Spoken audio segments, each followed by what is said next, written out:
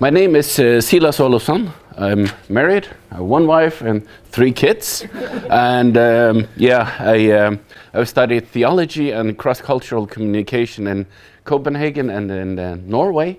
But I've actually used more time working professionally with birds, worked for the Natural History, Museum of Natural History on the Faroes, and the Marine Research Institute, and I've done a whole lot of projects with birds, and now I work as the secretary of the Ornithological Society on the Faroe Islands. So,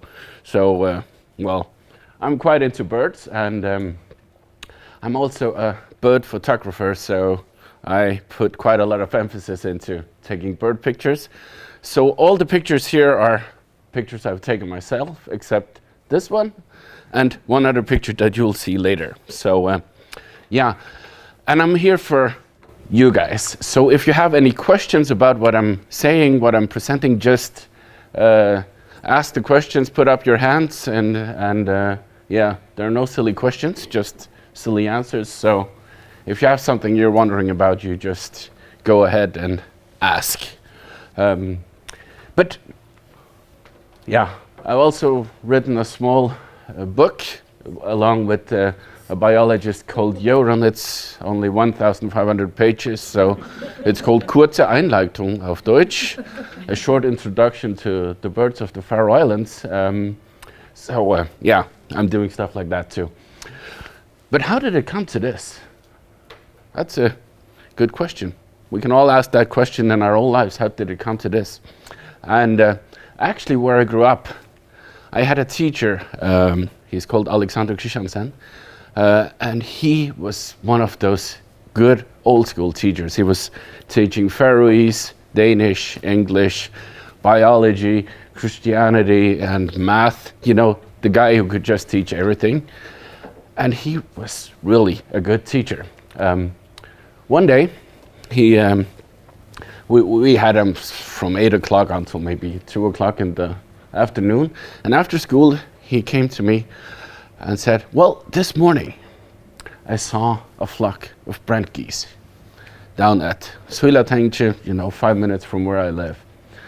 And I got quite upset with him because I was into birds. And I asked him, why didn't you tell me right away? And he laughed and said, of course I would have skipped school if he had told me right away. But I took my bike, I went down there, and I saw the brent geese on the Faroe Islands, birds that are native to Russia and to the Arctic, and they could be seen right there where I used to go fishing, used to go bird watching every day. Alexander was a really special guy, because his biology material was actually published in 1951, because we didn't have any material then, but it's actually really quite a good book made by a Faroese guy called Michael Ariche, who really was good at studying birds. And Alexander, he could see that I really like birds, and he put a lot of emphasis into answering all my questions about birds, and he really got me going. And that was like the thing that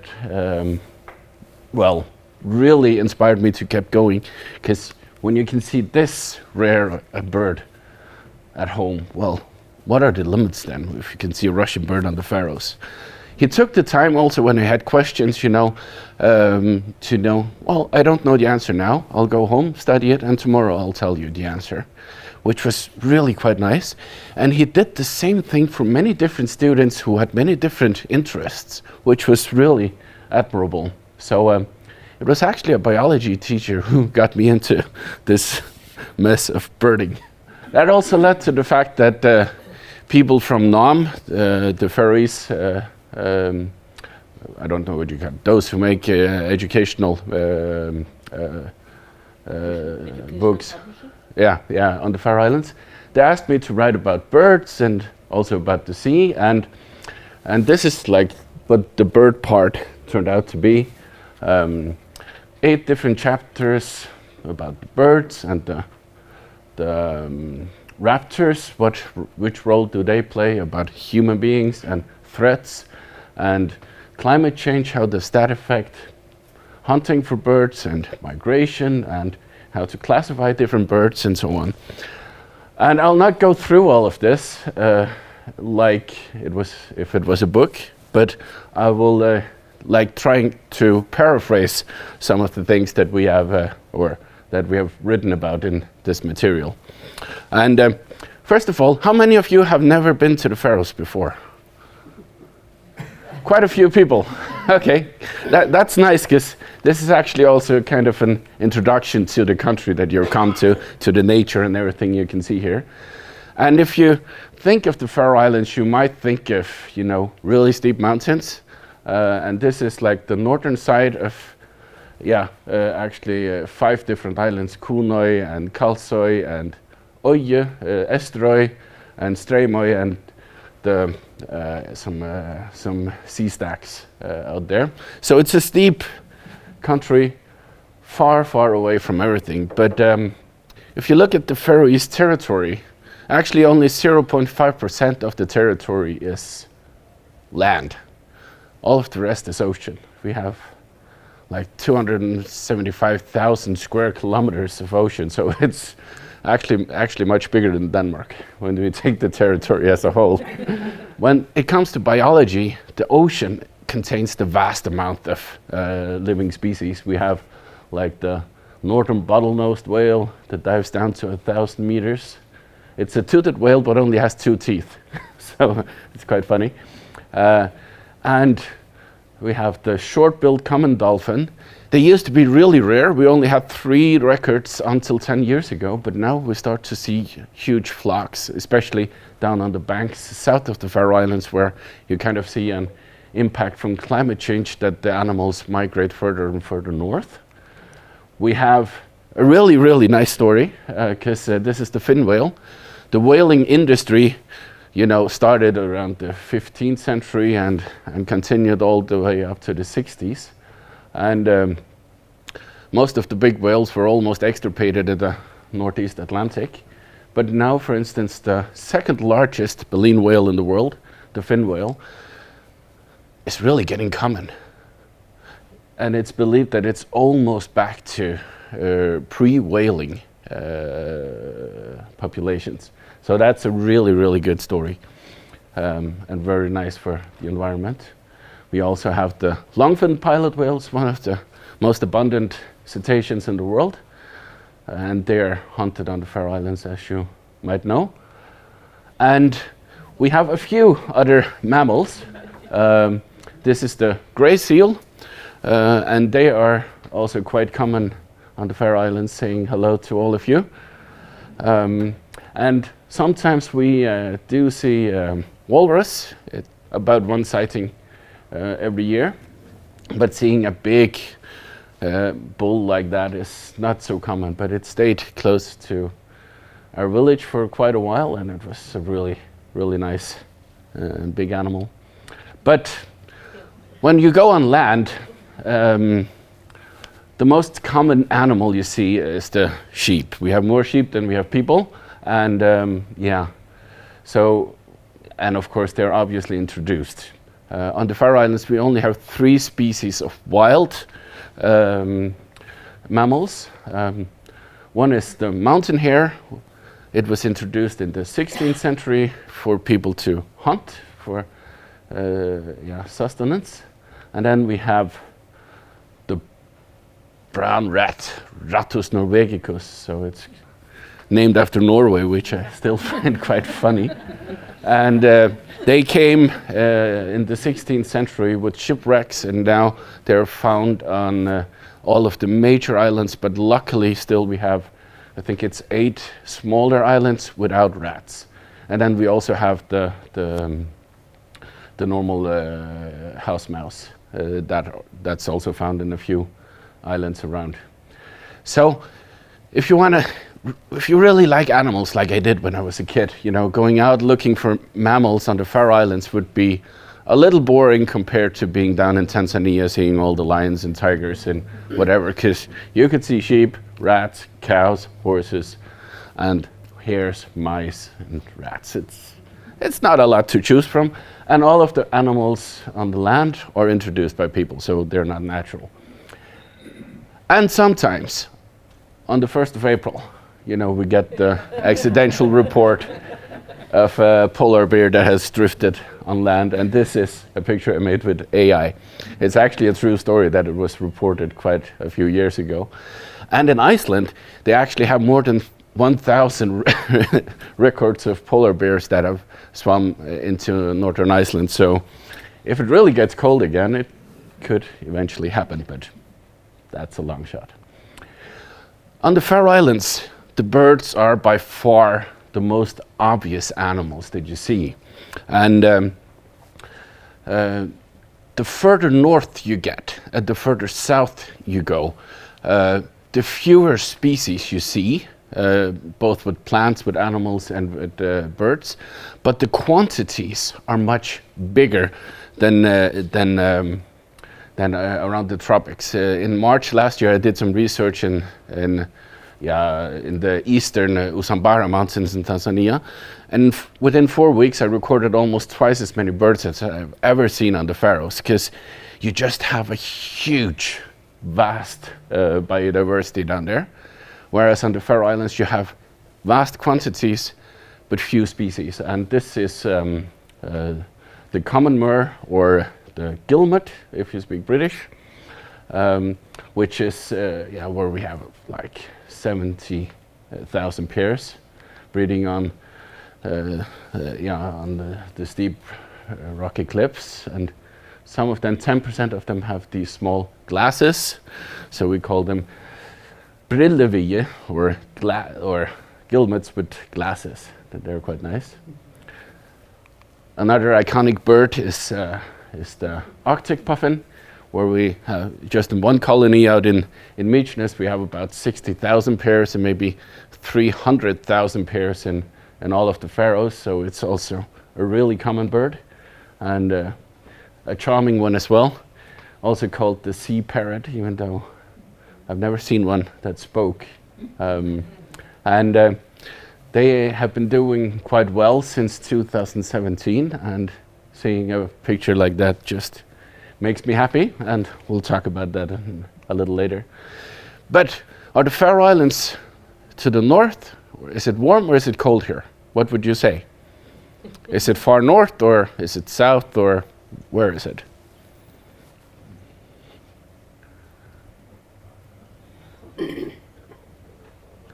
You actually don't know where you are, right?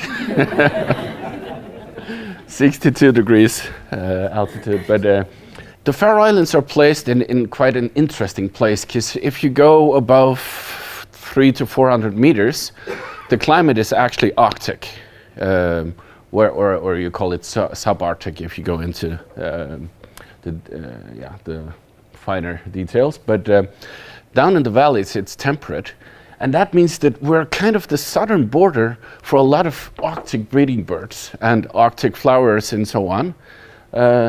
And we're also the northern border for many birds that breed in the UK and further north, but do not extend all the way to Iceland, for instance. And one example of this is the red-necked phalarope. We have a small breeding population, and there is also actually a small breeding population in Shetland, 350 kilometers further south of the Faroes, but otherwise you need to go to the proper Arctic to find these birds. And it's quite an interesting one as well, because birds are most often the opposite of human beings, where the males are the most colorful and beautiful ones, and with people it's the females. But this one is opposite. Here you see the male. It's quite dull and unobtrusive, whereas the female, she really has the bright colors, the dark lead red head and everything, and beautiful stripes on the back. You can see that the male is the one above. So it's quite interesting that they have kind of this reversed colors. And also when these birds come, they actually winter in the Pacific and migrate all the way from the Pacific to the Faroe Islands to breed, which is astonishing. But it takes so much energy that the females are really tired. So when they come, they meet in big flocks, And the women the females start to dance and fight for the males and chase each other. And then the male selects a woman or a female, and she lays her eggs and she migrates. And then he does all the incubating, he does all the rearing of the birds, of the young. So that's quite interesting, and it's quite unique in the birding world. And then we do get some really rare migrants. And this was, when Alexander, my good old teacher, went through all of the birds on the Faroe Islands, back in the 1950s, these were actually not so rare, the snowy owls. But since then, the world population has decreased a lot. The lemmings, all the small rodents up in the north have declined a lot, which means that the whole system for their food has declined, and they need to start hunting different kinds of prey. So the world population has really plummeted. But when he was teaching about the snowy owl and telling when he was a boy he had seen one of these big ones, it just became my number one bird in the world to see. And I tried so many times. Once I went to a place where a snowy owl had been reported. It was in Denmark. I had made my father drive 400 kilometers to go there. And we came and we saw, far, far away in the distance, we saw something white on a pole. And then we tried to get closer, but it started raining cats and dogs. And when we got there, there was nothing white there on the pole, so I didn't see a snowy owl. So we went to Lapland, northern Sweden, in order to see one of the breeding pairs, and spent 2 weeks there in the middle of nowhere. It was really awesome. Saw a lot of birds, but we didn't see the snowy owl. And when we got back to the ranger station, they told, they just found out it breeds on another peak 15 kilometers further north than where we went. So no snowy owl. Then I was sitting at a family birthday up on the northern island where I come from. And my brother-in-law takes out his phone and said, did you know about the snowy owl that was 7 minutes away from where I live yesterday? I didn't know. A guy who was tending the sheep had found it. He had driven all the way from that island to another island to pick up his camera and walked out there again, and he got some beautiful pictures of a snowy owl. And I went there and didn't see it. I got married, and we were having our first child. My wife went into labor, and as we drove to the hospital, I got a call about a snowy owl 30 kilometers away. That was a hard struggle. It really, really was. But I went with her to the hospital, and the snowy owl stayed there one day, and I didn't see it. Finally, a few years ago, some guys went to hunt hares up in the mountains, and they almost shot a completely white hare. But luckily it flew off, and they found out it was not a hare. It was a snowy owl. So I went up there, one of the most remote parts on the Faroe Islands, and I think it was the 7th attempt where I actually succeeded.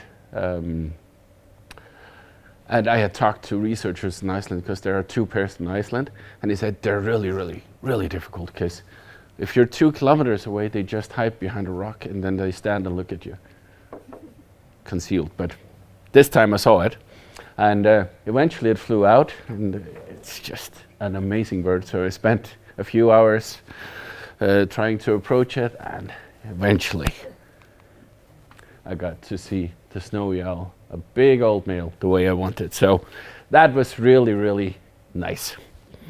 If we go a little bit more into biology, the Faroe Islands are really, really interesting, because we are really remote. And for instance, this wren has been isolated on the Faroe Islands for so long that it has become a subspecies that you only find on the Faroe Islands anywhere in the world. And they really hate to migrate. They barely migrate between the different islands on the Faroe Islands. So they are really what you call local. And on the Faroe Islands, it's quite common that teenagers live at home until they're 30 or so. The same thing is with the wrens. They This is a nest where an old man, 90-year-old man, said that when he was a kid, they started nesting there. They had just been building the nest for 90 years. You know, different birds, of course, but they just really like to stay where they are. So, and then, of course, the beauty of bird watching is that the birds have wings. They can migrate, and this is red knot. They breed up in eastern Greenland, for instance. And they're not really common on the Faroe Islands, but sometimes when we get really stormy weather, hundreds of them can come at the same time to seek shelter. And here you had about 650 on one small beach. And the same thing with the black-tailed godwit. They also migrate all the way from southern Europe to the Faroe Islands, and especially Iceland and eastern Greenland, where they breed. And birds just keep fascinating me, because a few years ago they put a GPS tag on a bar-tailed godwit in Alaska, and it flew from Alaska to Tasmania without stopping. 13,500 kilometers. And this is a shorebird. It cannot land on the water. It doesn't feed along the way. It doesn't drink. It can fly 13,500 kilometers without eating or drinking. And it took 11 days from one part of the world to the other. So it's really, really extreme. And you can see the length of the wing also shows from an anatomical point of view how good of a flyer this bird is. So no wonder you can see a lot of different birds when they migrate this far. Another migration champion is the Arctic tern. They breed here on the Faroes and all over the Arctic. But they migrate all the way down to West Africa, across to South America, down to the Antarctica, some of them all the way over to Australia and back. Yeah? May I ask a stupid question? No. The other bird. Yeah? How can you know that he flew so? GPS. Oh, it had a GPS tag on it, so it sent a signal to a satellite. So and now the science behind GPS has evolved so much that you can actually make them, and they only weigh like 1 or 2 grams, so it doesn't trouble the bird. Can you repeat the name of the bird, please? This is a bar-tailed godwit. Bar-tailed godwit, yeah. And the Arctic tern, it flies like 40,000 kilometers each year. And an adult bird, when it's about to die, it has probably flown around 2 million kilometers. That needs to be a really good German Mercedes that reaches 2 million. And there's no emission when the tern flies, so it's quite nice. On the Faroe Islands and in the material, one thing is that we're fascinated with all the facts and, you know, all the things you can say about the birds, but it's basically about getting to know nature. And how does nature change during the year? Because it's not, there's always something going on in nature, even in winter. Spring and summer is like a really interesting time with all the blooming grasses and flowers, and you have like the northern wheat ear that comes all the way from Africa south of Sahara, where it spends the winter and comes here to breed and only stays for a few months, and then it's off again. A beautiful little bird. And sometimes when we have southerly winds, we also get quite uncommon birds like this small common quail, which has bred on the Faroe Islands actually at least 12 times. It's normally found in southern Europe.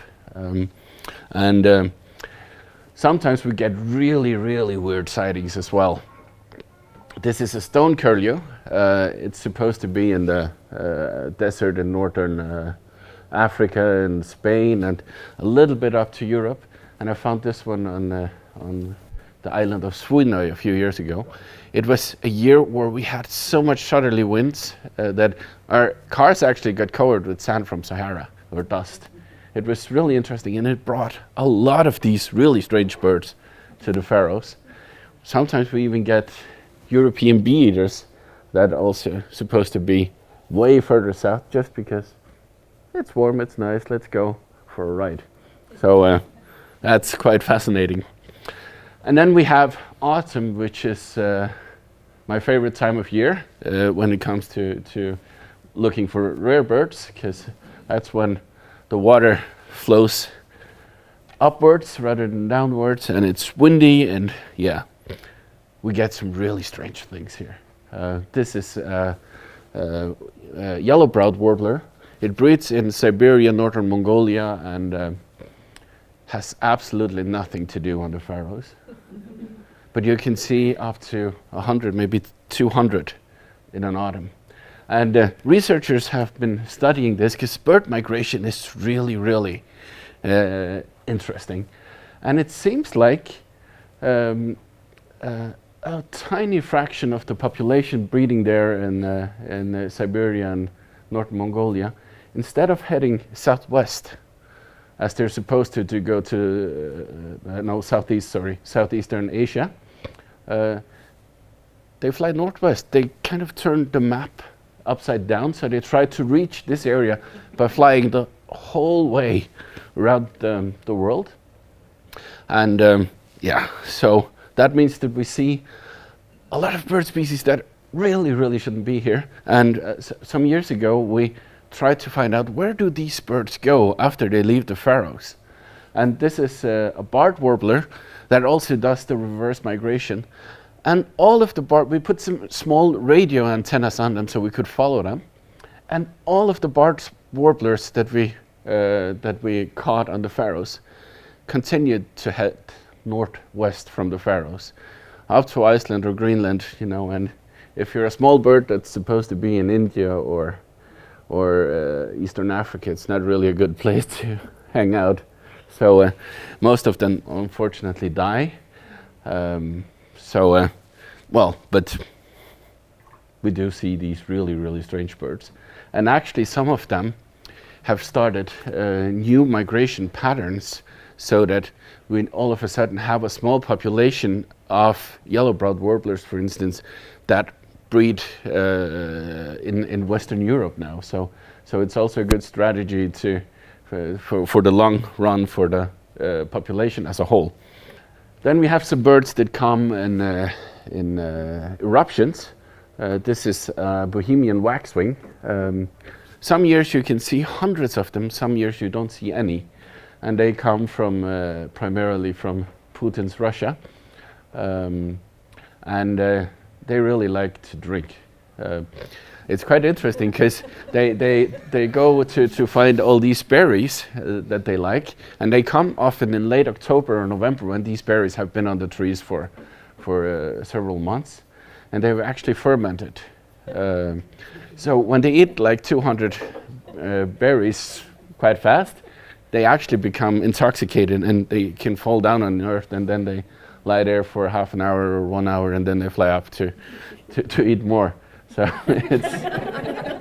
it's quite interesting. So if you find some Bohemian waxwings down on the ground, you know, just make sure that the cats don't get hold of them, because then they could die.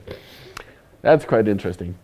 Another beautiful thing is that this is Nova Scotia and Newfoundland. When you have really deep low pressures moving towards the Faroe Islands in autumn, you actually have some small American birds that can get caught up in the low pressures, like this American yellow warbler and white-crowned sparrow, and this one is actually the subspecies all the way from Alaska. So you can see some birds that are quite far away from home here. And this is one found last autumn. It's a black-polled warbler, also from Canada. And then we have winter, where everything changes again. Snow, storms, and really short days. In winter, we get quite a few birds from the Arctic that come here to spend their winter. One example of them is the Iceland gull that actually doesn't breed in Iceland, but breeds in Greenland and Baffin Island in Canada. And in some years we see a huge invasion of them. And when you see a completely white bird, you know, it's very often because it lives in the Arctic on the ice and so on. So also learning a little bit about why do the birds look like they do? Why is the female mallard brown? Oh, it's because it needs to incubate, it needs to be camouflaged. And a snowy owl or an Iceland gull is actually really camouflaged in Greenland. It's just when it comes here, it really stands out if there's no snow. And then we have one of my favorite birds as well. It's the ivory gull. And it lives off of polar bears. Not that it hunts polar bears, but it actually follows the polar bears. So whenever they catch a harbor seal or a ringed seal or something, they come and eat off of the carcasses. And then in winter, when Norway freezes over, many birds come out here because of the Gulf Stream and the sea currents. The Faroe Islands are much warmer than islands at the same altitude in Siberia or in the Pacific and so on. So it's actually really quite warm thanks to the currents. And many birds know that it's warmer on the Faroes than in Norway. So for instance, the water rail that needs open water often comes here in winter because here it can find open water all year round. And then we also get some American ducks during winter, and you can always tell the Americans from their weird hat shapes. They tend to be a little bit orange and so on. Yeah, so they're quite interesting. This is actually called a bufflehead. Yeah, so when being on the Faroe Islands, if you look for plants, if you look for land-based mammals, you can't really see a lot of variation. If you look at birds, you see birds from the Arctic, you see birds from Alaska, from the US, you see birds from Siberia, from the Mediterranean, the Middle East, and there's even one record of an Atlantic yellow-nosed albatross. Sadly, it was caught on a longline fisher. By a fishing boat, but it only breeds here on Tristan da Cunha, between Africa and South America, a huge albatross. So you can see quite a lot of different things when you go out if you watch birds. And why do we work with ornithology? What can we actually learn from it? If we see a picture like that, what can we learn from nature by watching this picture? I'm open to suggestions. Now you're students. Abundance of food. Abundance of food, a really good point. Yeah? Yeah? A thriving ecosystem. Yes, a thriving ecosystem. That's a really good point. Get as much as you can. That's also a part of it, yeah.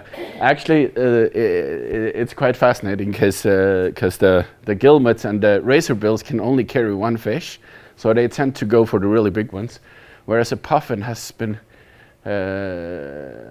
it can carry up to, I think, 34 sand eel at the same time because it kind of uses its tongue to grab to push the fish so they don't go out. So it can take another one and another one and another one. So they can have quite a lot of fish in their beak. But yeah, watching this single picture, we know that the puffin has a chick to feed, so it's breeding, which means that the bird is healthy, because as soon as it's not healthy or not in a good state, it will not try to breed even, which means that it's doing well out at sea where it winters, because if it's doing bad where it winters, it would not be breeding. We also see that it's carrying sand eel, which is the preferred food. In many years, we see them carrying all sorts of different fish. In years where there is not a lot of sand eel, So they take semi-optimal food sources, but these sand eel are just full of fat and omega-3 and just really good for the chicks. So we get a picture of a whole ecosystem that is actually doing well. And since Atlantic cod and haddock and other big fish are really dependent on the sand eel as well, it's very likely that they are also thriving because the puffins are thriving. So studying the birds give us a picture of the whole ecosystem. How is everything doing? And if the bird species are crashing, it's a sign of something severely going on many different fronts in the ecosystem. And therefore, it's a really good way of studying all of nature by studying the birds. And it really makes you happy to see so many sand eel. And here you see a small puffin chick, and during the last years, quite a lot of them have been seen. Actually, last year was really good, where we did breeding surveys out in Mykines.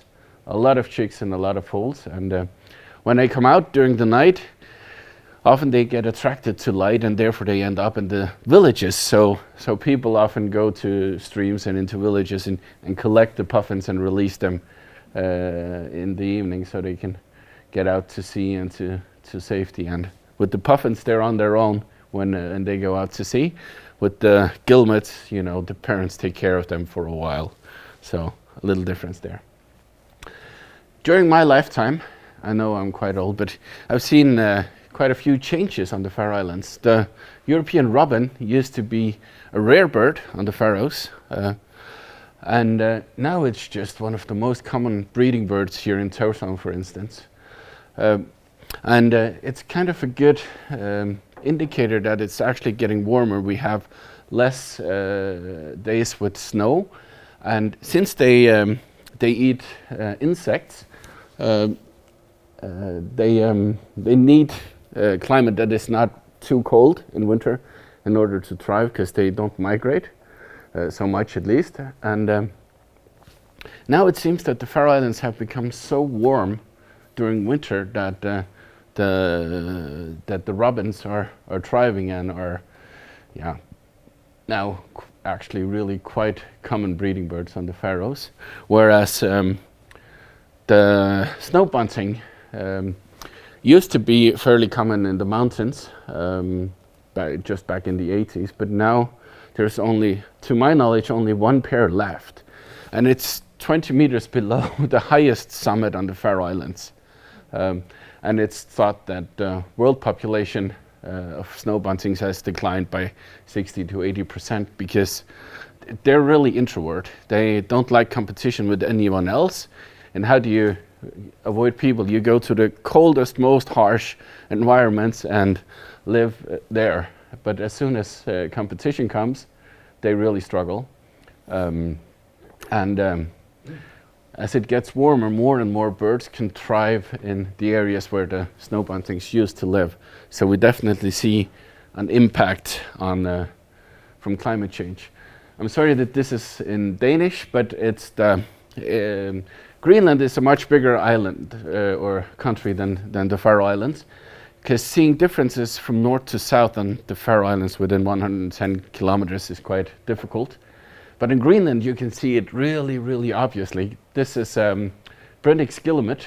I can just show the picture so you know what it looks like. Looks like a common guillemot, but it has like the white mustache and a shorter bill. These are all the colonies in Greenland, and you can see the southern one has declined with 70% and 75 and 55, 64. All of the colonies south of 75 degrees have declined. But the northern one, north of Thule, which is really, really far up, I think some American has just visited a base there. It has increased by 27%, and the number of birds breeding there is much higher than all the southern ones.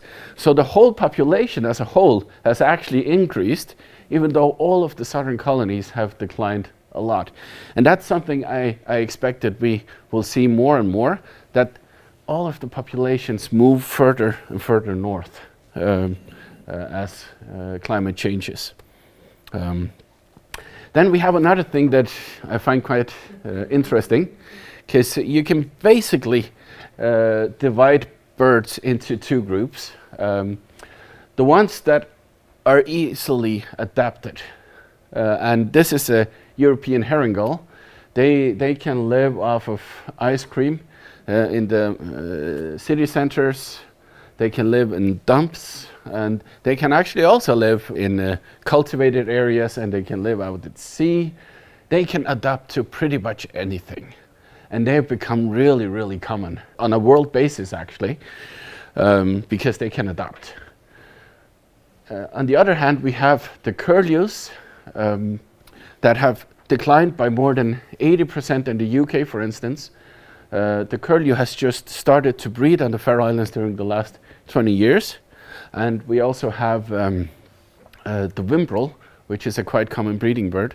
But the only place in the world where they're not declining is actually Iceland and the Faroe Islands, because they are really, really, really picky. They want special kind of food. They don't want too high grass, not too short grass, not too dry, not too wet, not at too high an altitude or too low of an altitude, you know, exactly like my wife wants to decorate the house, you know. It's a really, it needs to be done in her way, otherwise she doesn't like it. And that's the same with most bird species. They want to have it in one single way, and if we change that way, we lose the birds. And there were actually 11 species of curlews in the world, and within the last 50 years, 2 of those 11 species have gone extinct on a world basis. So now we need some colossal company to revive them. But they've actually gone extinct, and many of the curlew species have declined a whole lot because they're not able to adapt to a new reality compared to the ice cream loving herring gull. We also have in the material we talk about threats to nature. One of the big threats is the rats that are introduced to the Faroes and cause a lot of damage. Last summer they were monitoring 15 northern fulmar nests, and 11 of those were predated by rats, so they have a huge impact on the number of seabirds. And obviously the seabirds are breeding here and not in central Denmark or in Berlin, because here there are no raptors on the ground, no cats, or at least originally, and therefore they find a sanctuary on the small islands, and as soon as rats come, it's a huge problem for the birds. But actually, one really good story is that South Georgia, it's 4 times bigger than the Faroes. And within 10 years of bombarding the island with they actually used helicopters to get rat poison out, they managed to wipe out all the rats on that island. So it takes some effort, takes some money, but it's actually doable. And the birds there recovered really quickly when the rats were gone. We also have cats that are a problem.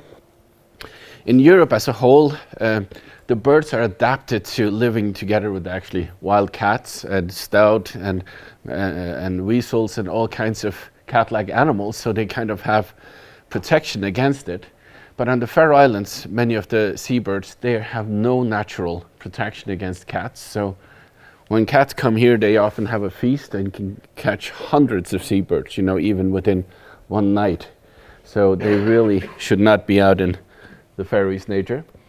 And we also have a big problem with birds getting entangled into the wool of the sheep when they're shedding their wool. And it happens to many, many species. Back in the days when people were really poor, it was allowed for the poor people to go out into the mountains and collect all of the sheep, and they could make some money off of it, but nobody's doing that anymore. So that has a huge impact, especially on our national bird, the oyster catcher. Either they lose a leg or or they die from the heavy burden of carrying a lot of wool. We have a lot of sheep, as I told before, a big ram here. And when people think of the Faroes, they often think of sheep, but they actually have a huge impact on our nature. And not many people are aware of it, because even when tourists come here, they think, wow, this is beautiful. And well, it is beautiful, but it's all cultural. It's actually not nature that you're seeing. This is a plantation on the southernmost island. This area has been protected for actually 100 years, 102 years now. And this area here is just used as normal, and you can see a sheep up there eating. And what differences do you see between the two areas? Yeah. Trees are native to the Faroe Islands.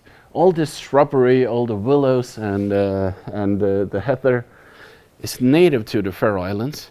But grassing for 1,000 years has just left us with this. And actually an old report from the 70s said that the Faroe Islands is the country in Western Europe with the least amount of nature left, or untouched nature. There's almost nothing, really.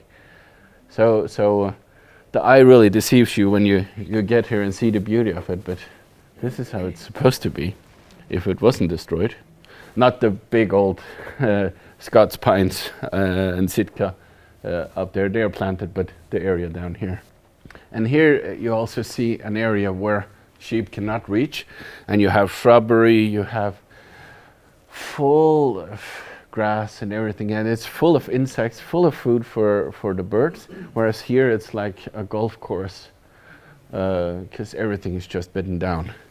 That's the reality on the Faroe Islands. There is another thing, that's in Shetland they made some investigations, and from 1973 to 80, sheep ate from one colony 680 Arctic tern chicks.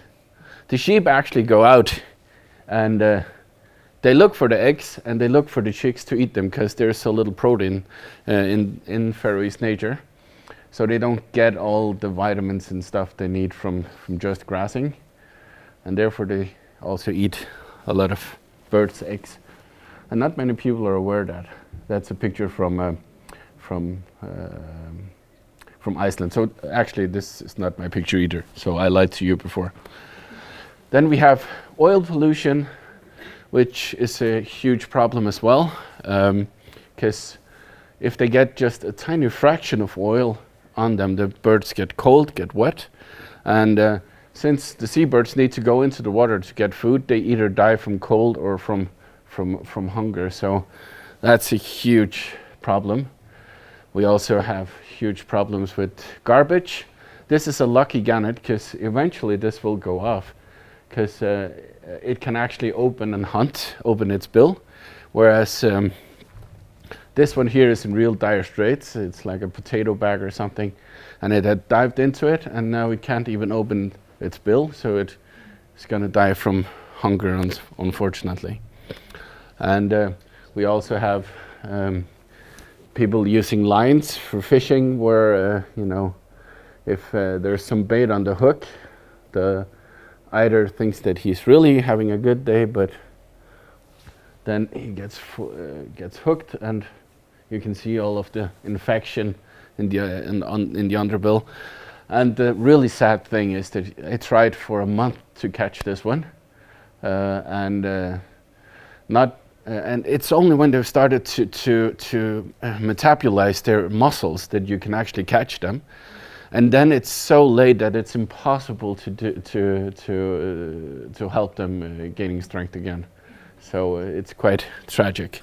We also have a problem actually in all of the Nordic countries when fishing with long lines, that a lot of birds are caught when the lines are set out from the fishing vessels, but that's not something people talk too much about here. And then we have the impact of tourists. Here you have a puffin with the bill full of sand eel, and it never stands like that with a bill full of sand eels, because the skuas and so on will just come and try to catch it right away. The reason it's doing it is because you have the tourists with their typical bright colored jackets and so on, standing way too close to the nesting holes. And here you have some tourists as well, walking through an area where an Arctic skua is trying to protect its nest. And even if you have a path just going through a natural area, you have a decline of about 60%, up to 300 meters from that path. So they are really intolerant toward disturbance. And we have windmills, and people really want to build windmills, and I'm all for green energy and everything. It just needs to be done really well. This is also in the Faroese, but it shows that 5 species that were breeding in an area completely vanished after they built windmills. This is not on the Faroes. It's a picture I took in Mongolia of a golden eagle eating a Mongolian gazelle. Because what we also need to work with is the whole relation to nature. Because for many, many, many years on the Faroe Islands, the whole mindset, and actually in all of Western Europe, is that nature is something that, you know, it's like a gift to me, and I should exploit it as much as I can. And I visited an old man in Klaksvik, and he had a stuffed long-eared owl. And I asked, where on earth did you get that one? Because that's a really rare bird. Oh, he said, oh, he had shot it because he thought it was a merlin, the smallest falcon in Europe. And that's a really good argument. You shot an owl because you thought it was a falcon. Huh? What's the logic behind it? The logic is that I like the small starlings, and the merlin eats the starlings, and I don't like the merlin for eating the starlings, so I shoot it. And here you have it's on board a fishing vessel where you have a merlin eating a European storm petrel. So what is the relationship between people and raptors? This one is the great skua.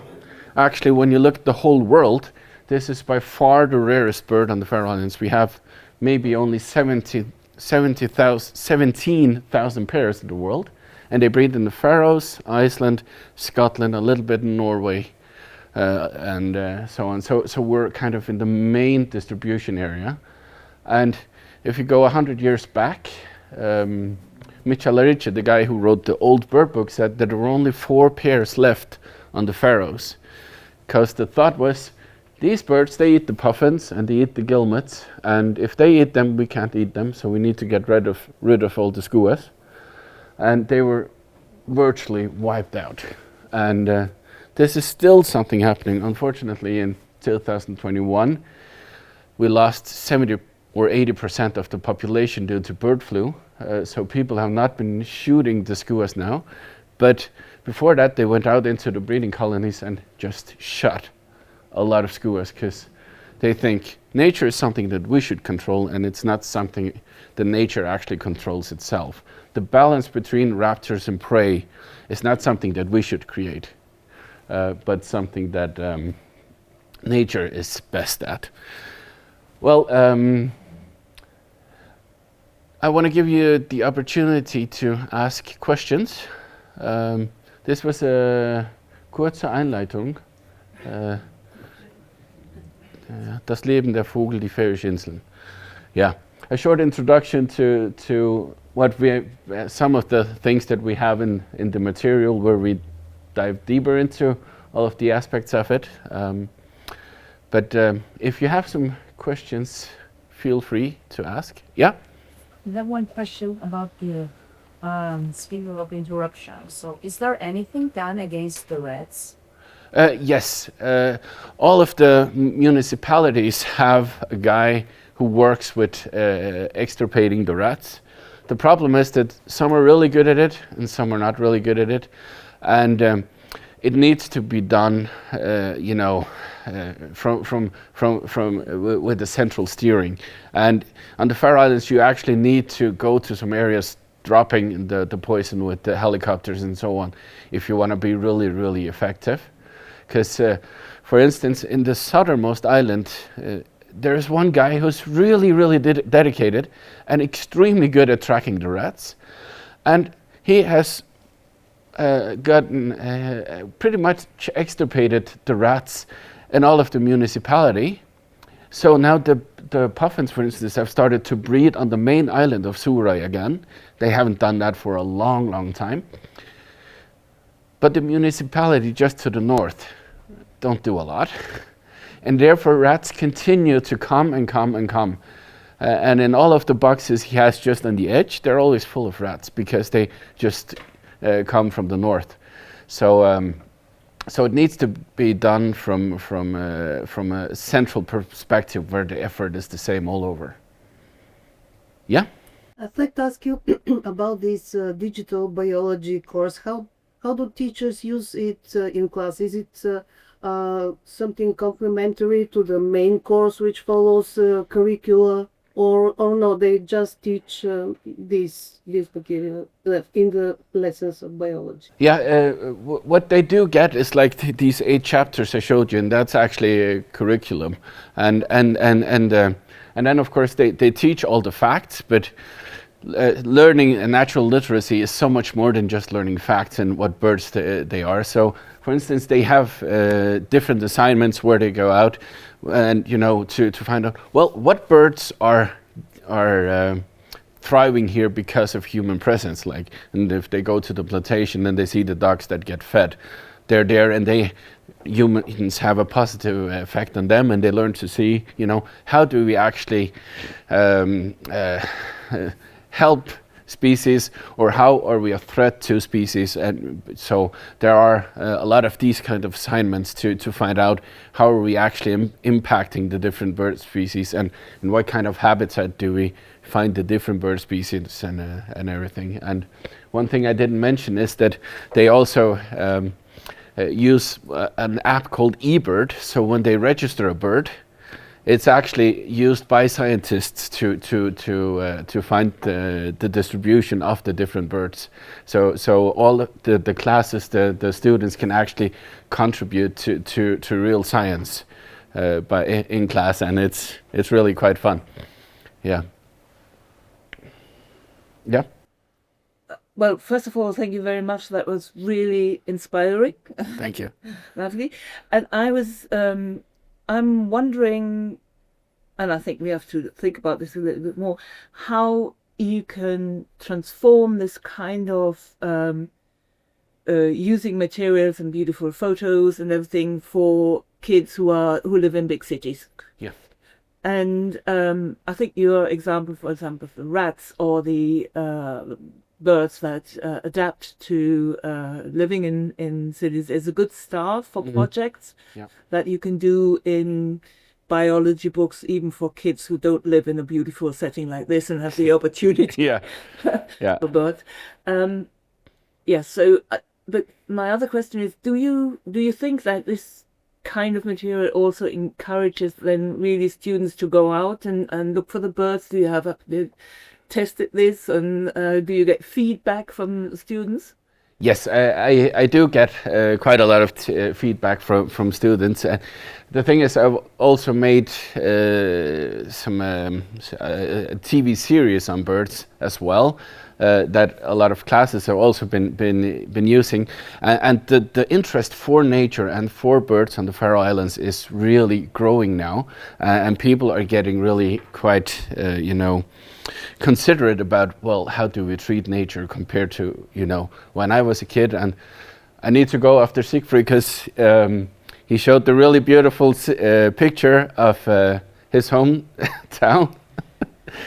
And they built a really nice soccer field in the best deep meadow that we have left on the Faroes. 2 bird species were only breeding there in the whole of the Faroes, and they went extinct because of the football field.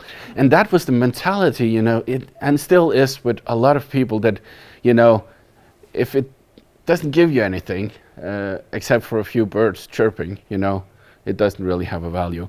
When it comes to the other thing is that in February last year, I went to Den Haag in Holland, and I was surprised because I went to the fish market, and you could see the the gray herons just running around there, catching all of the